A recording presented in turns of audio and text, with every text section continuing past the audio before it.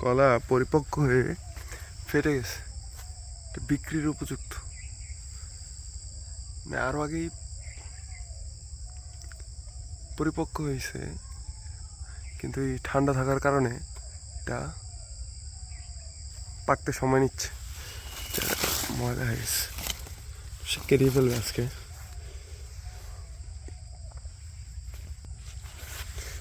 পেঁপে কালার আইসা একদম গাছ পাকা।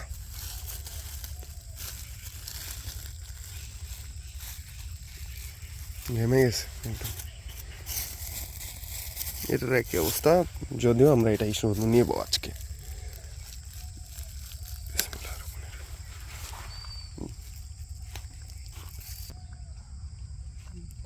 যাতে এনে আমার একটু পানি পানি থাকে। চারাটা ভালোই হয়েছে। এই চারার উপরে একদম পাতা পড়া নষ্ট হয়ে যেতেছিল।